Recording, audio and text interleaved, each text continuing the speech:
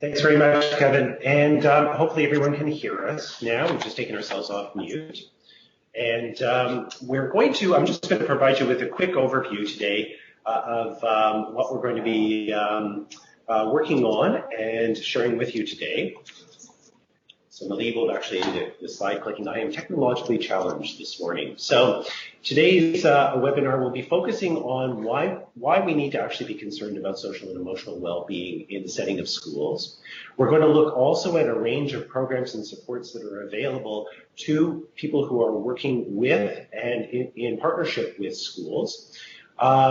We are also going to be looking about what experience is telling us about integrating efforts to promote well-being and positive mental health in schools, where opportunities exist and where we can actually take advantage of some really exciting developments.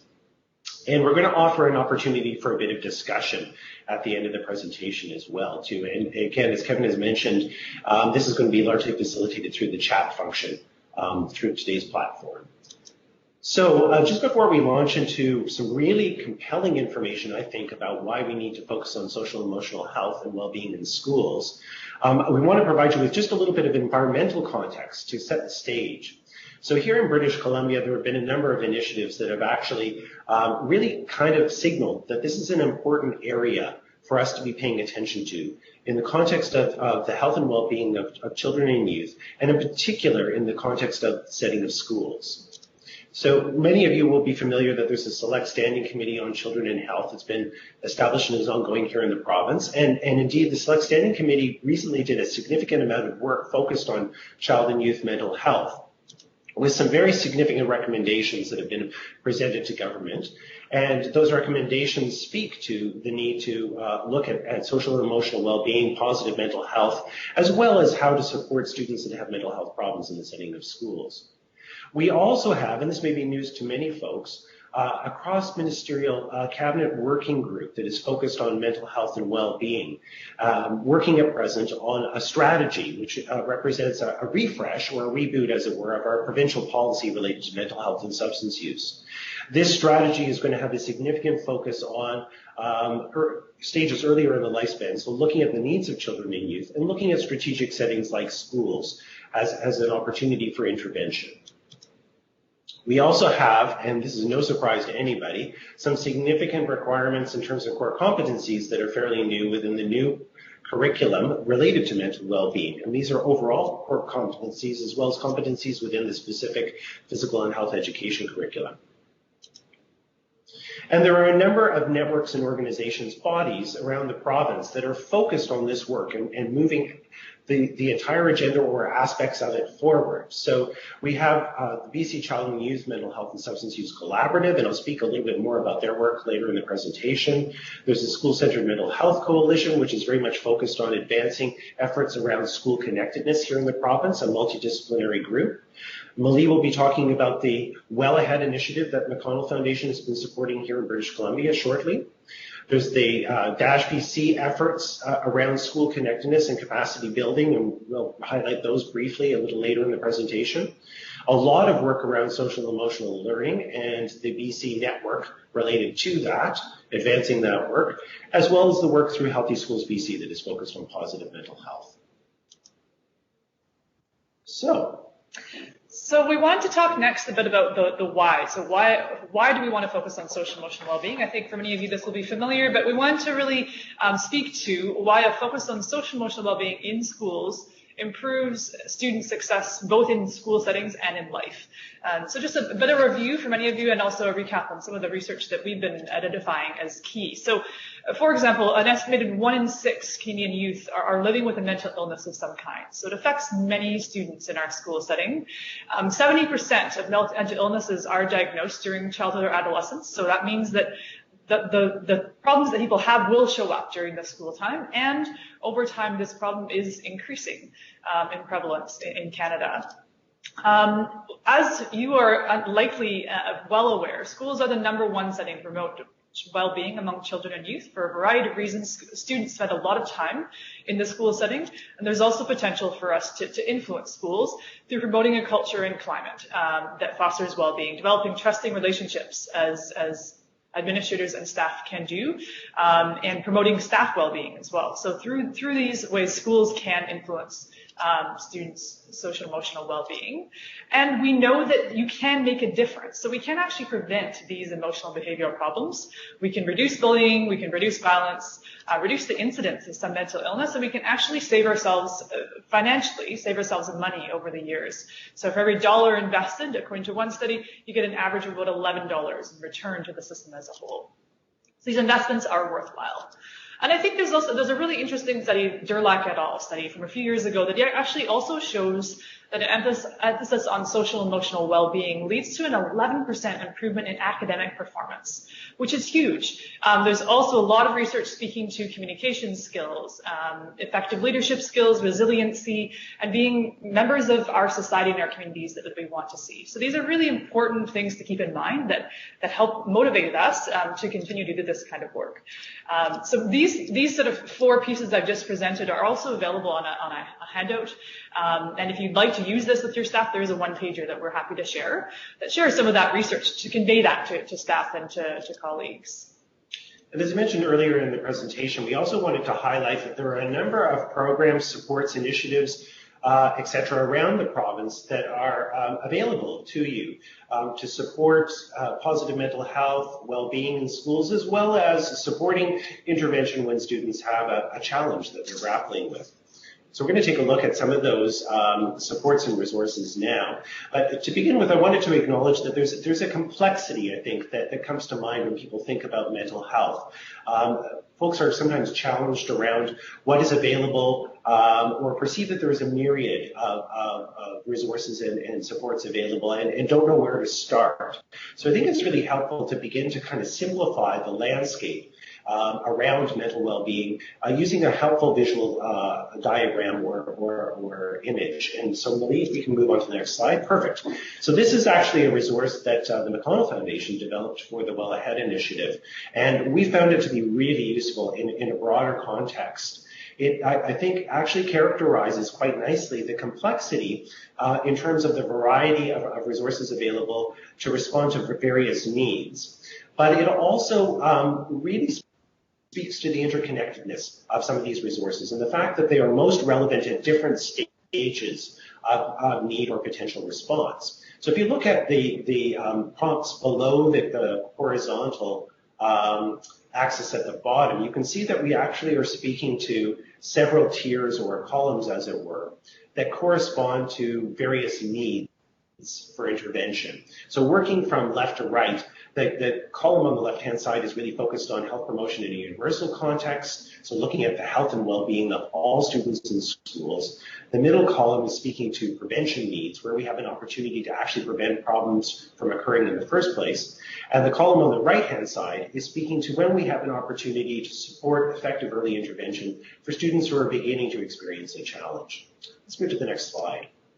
So focusing in on that last slide, I think this is the area that causes probably the most anxiety for folks when we're thinking about mental health or mental illness is what to do when there are problems that are starting to emerge in a classroom setting or with individual students. And I want to put people's minds at ease that we're not asking folks who are working in schools to become practitioners, to solve these problems, but rather to know that there are a number of resources available out there in the broader environment that can be really effective referral resources or supportive resources in the context of an emerging problem. For example, the BC School-Centered Mental Health Coalition and the Child and Youth Mental Health Collaborative here in the province, and I mixed those two groups up, so apologies for that, are both focused on providing stronger access to resources and supports. And the collaborative in particularly through the local action teams that have been struck through the collaborative is working very diligently to make the connection to services in the community more seamless for children that are experiencing a problem in a school setting. So knowing that you have a local action team regionally available that is working on those access points or those connections to services can be really helpful for you if you've got an emerging problem in a classroom in your school. Likewise, there are some self-help resources that are available to students that may be concerned about some feelings or problems that they have. And there are a number of them listed here: the Kids Help Phone, Anxiety BC's, virtual resources that are interactive through their website, and the Youth in BC chat line, which is an online chat service that's available to youth. And all of these are different ways that students can access support if they're feeling a little bit challenged personally. And to give you a stronger example, this is a really nice resource sheet that was produced by the Child and Youth Mental Health and Substance Use Collaborative that outlines some of the self-help resources that are available in BC. It's actually part of a poster that the collaborative has developed, and it's available on their website, I believe. So you can actually print it out and post it in various places in your school. It gives folks and students particularly a sense of some of the very helpful resources that are out there and ways to access those resources. So when we're looking at the middle column, which is that opportunity to prevent problems before they occur, there are also some really important resources available. Some of these are very much focused on building mental health literacy for students, so helping them to understand when they might be experiencing the early signs or symptoms of a mental health problem and how to seek help around those. And there are some very well developed and very important resources out there, from curriculum development resources through to self-help and self-assessment resources that are available through mindcheck.ca, and mental health first aid, which is a nice training course that is available for use in a variety of settings to help people understand what the first step might be in terms of intervening around an emerging problem. There are also a number of specialized programs that speak to an opportunity to prevent particular challenges or mental illnesses. For example, Friends for Life, which many people are probably familiar with, is an anxiety prevention program that is delivered universally in classrooms in many school districts around the province. There are also anti-bullying programs like the Erase initiative that folks no doubt will be very well familiar with on the webinar today, and the WITS program, which is being implemented in a number of school districts on Vancouver Island and a few, I believe, elsewhere in the province as well, too. Roots of Empathy is a lovely program that really focuses on how to build empathy and caring as an attribute for students, building their social competence and their emotional maturity at an early stage in the setting of schools. So to give you an example of some of these resources, this is the Mental Health and High School Curriculum Guide available online. Really helpful resource if folks are looking for mental health literacy supports for classroom instruction. Moving on to the final column, we're looking now at those universal efforts to promote positive mental health and well-being. And at the top, you'll see that there's a reference to social emotional learning and some of the resources that are available that are related to that. The HeartMind online resource is offered through the Dalai Lama Center here in British Columbia. And it's a lovely multi-component resource that has a variety of different components that you can look at that speak to various approaches or various aspects of social and emotional learning at a very early stage in terms of a student's academic career. Then the Social and Emotional Learning Resource Finder at UBC also kicks in terms of providing some very concrete, tangible links to resources for classroom teachers and for other professionals in schools around how to implement social and emotional learning approaches in a classroom setting. In the context of the lower puzzle piece, school culture, practices, and environments, this is an area where it can be quite complex sometimes, wrapping your mind around how to change school culture. And I just need to let you know that there are some very good resources out there, from the school connectedness capacity building models that have been recorded and posted through BC, to everyday practices that are emerging through the McConnell Foundation's Well Ahead initiative here in British Columbia, and some of the Joint Consortium for School Health resources related to positive mental health. They all speak to multi-component and multi-level action to influence school culture in a way that results in greater positive mental health and well-being in that setting. And this is just a quick snapshot of some of the resources available through Heartline Online, which is that Dalai Lama Center resource I spoke to earlier. So another way to look at positive mental health is just to consider some of the determinants or some of the dimensions of positive mental health and where there are opportunities for action as well. This is a resource that is something that was produced by the Joint Consortium for School Health to help to illustrate where there are actually intersection points and areas for consideration in the context of a broader consideration. And we're going to motor through some examples really quickly around this wheel that really give you a sense of some of the resources that are out there, some of the programs, some of the initiatives that tie into the various determinants that are listed around this wheel. So this is part of the Positive Mental Health Toolkit available through the Joint Consortium for School Health. If you want to have a closer look at this wheel at some point, I encourage you to have a look at that toolkit. The resources all around the wheel are resources that are available either online or here in BC as programmatic initiatives. Mm-hmm. So now I'll hand things over to Lavie, who will talk a little bit about what we're learning around integration. Yeah, so I think we've spoken about some of the why, we've spoken about some of the program supports available. I think the next piece is really saying, as a school leader, as a principal or vice principal, what are some things that can be done to integrate well-being into the culture and climate of a school? And so I wanted to share some learnings from our process, humbly share some of those learnings, and I'm sure some may resonate with your experience as well. So briefly, we worked last year with 6 pilot districts in BC on what we call the Socialnovation Lab inspired approach. And so these learnings really come from that district level efforts to integrate well-being into the school setting. A few learnings that we harvested from that. So one was that if we want to shift culture and climate, we require a dedicated team that is multi-level. So we need people both who have time released to work on this, so actual, blocks in the day, whatever that may be, to get some of this work done, and support at multiple levels within the district. So needs to be somebody who is at the associate superintendent or leadership district level, as well as somebody who's within the grassroots sort of school environment. So that multi-level leadership team we found is really important for getting to that district level or system level change in the district. The second thing we really heard, and this is something we enacted today actually, is speaking about the why.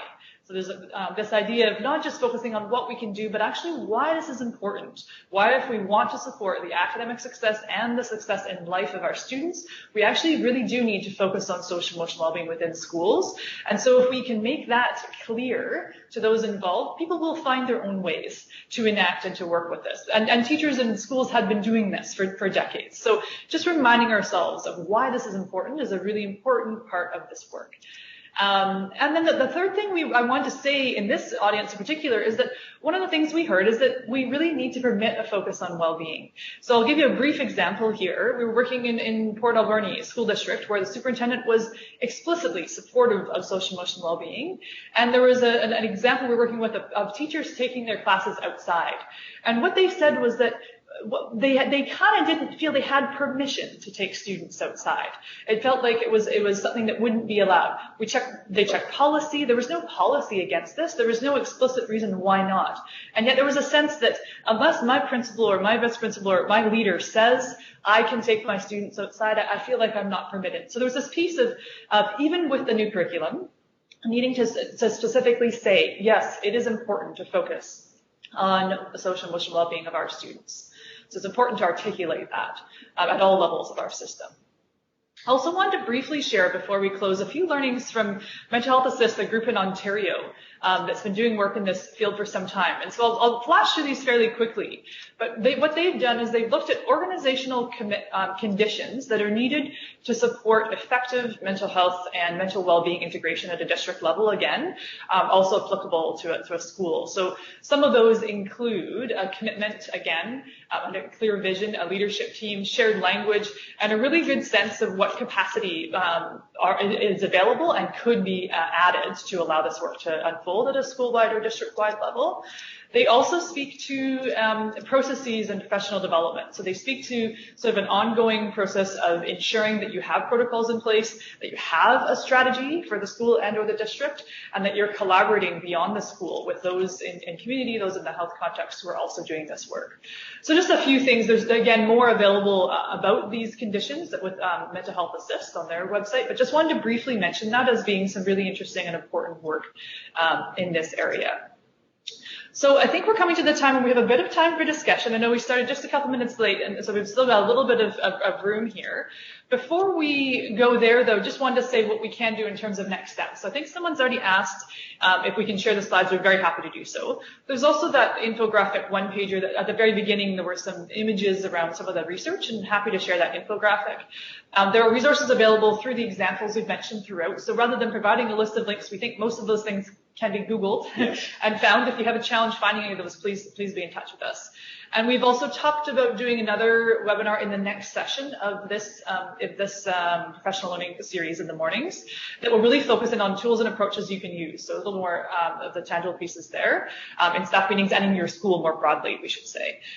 So just know that that's there, and happy to hear your input or thoughts on what would be useful in that session. So we have a slide here with a few questions. I'll pass over to Stephen to sort of hear your thoughts. Yes, so we acknowledge we've motored through a lot of material about a really important issue in short order. So a very high level kind of summary around some considerations. We're really interested to hear if there are questions emerging from that high level summary at this point in time. So we'd love to entertain those. But we also have some questions for you as well, too. So really, in terms of sparking some discussion, we'd love to hear what you feel is required in order to enable this work to happen from your perspective as a principal or a vice principal.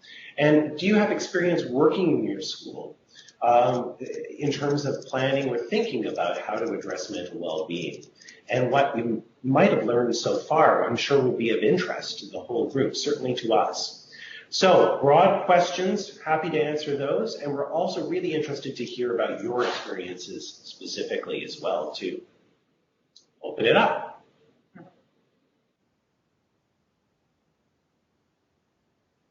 And just a reminder, we don't have the lines open in terms of, and Richard is helping with the prompt there too. We don't have the lines open for verbal questions. You need to actually use the chat function for that. So we've got a question from Richard here. Yes. So he's saying, what would you suggest is the best starting place for dealing with youth mental health? Well, I think that, it's that puzzle piece diagram is a really effective starting point, I think, in terms of planning, because it gives you a sense that there are some components that need to be considered in terms of their intersection and a comprehensive look at youth mental health.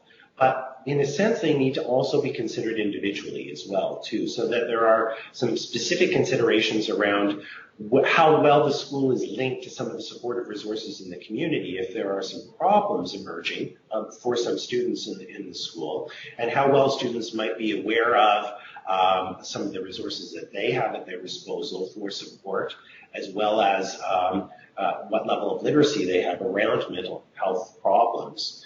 But then also, where are the opportunities in a universal context to really build some of those, support some of the factors that contribute to positive mental health and well-being? Is there an opportunity to look at social and emotional learning in a very direct way? What level of school connectedness do people feel is present in the school, and can that be improved? Those kinds of considerations, I think, are really important. So it's sort of, it's looking at the whole spectrum, but I think starting with that notion that everything is interconnected and needs some careful consideration is a good place. Yeah, and I'll add to that, Amy, too. One of the things we heard is that we know every school and every context is different. So in some ways, the puzzle piece tool or another tool can be good for assessing what's going on and looking at what the data is saying to us. So basically what students are saying to us. So some districts have MDI data, which is a great source of understanding what students are saying. And all across BC, we have the Adolescent Youth Health Survey. So just we have data that can tell us a bit more about our own context, that gives gives us a place to start within that puzzle piece so we can start to see, where are our strengths and weaknesses as a district or a community. So I'm seeing a question from Patty, and just to help us all, I'll read it. So you're saying your local action team with the Child and Youth Mental Health and Substance Use Collaborative is actively working with doctors, community agencies, schools, and Indigenous organizations to identify and close the gap for children and youth who need medical access. You're talking about mobile clinics and have plans for PSP training that includes doctors and school counselors. Fantastic. Thank you for sharing that example. That's exciting work, yes. Yeah, no, that's great. And Patty, do you mind sharing which district you're working in? Just out of curiosity? Sounds like great work happening. And I see a few more other people typing, so we'll wait for their comments to come in. School District 28. 28. Ah, okay, great. Thank you, Patty. Yeah, thanks for joining us this morning. Any other thoughts or questions? I know we have just a couple minutes left and you all have busy school days. Are you aware of any other province or territory that seems to be leading the way in addressing youth mental health? Well, it's interesting. I think that various provinces have taken a variety of approaches to this issue. I think that Ontario has some very well developed and established approaches that address some of the tiers in that puzzle piece diagram. I'm referencing again the same visual, really looking at how to support students with mental health problems more effectively, and also where there are opportunities to increase mental health literacy and prevent problems from occurring. I'm not so sure Ontario is as far down the road as BC in terms of some of the efforts in a more universal context to promote positive mental health and well-being. The province of New Brunswick has done a lot of work in that area, but I have learned from talking to colleagues there, struggling a little bit with the part around intersecting with the clinical care and treatment system in a more effective way in order to support students with problems. And likewise, the province of Manitoba has done some really interesting work around child and youth mental health, but it's been more in terms of community activity and less in the setting of schools. So I think they're now turning their attention to how to actually bridge that gap between what's happening within schools or what could be happening in schools and the really good work that's happening at a community level. And I think I'll add to that by saying that in some ways, Richard, your question is asking about other provinces or territories. I think BC is a leader in this field in many ways, especially in that Tier 1 universal sense.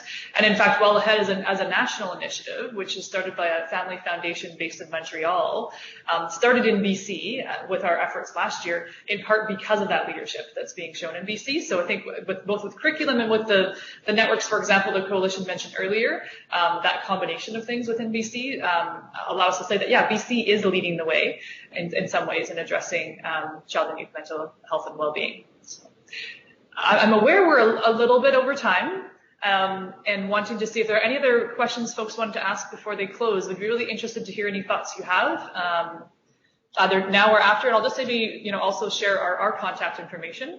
I think either Stephen or I would be happy to connect with you offline or directly around this or other questions you may have.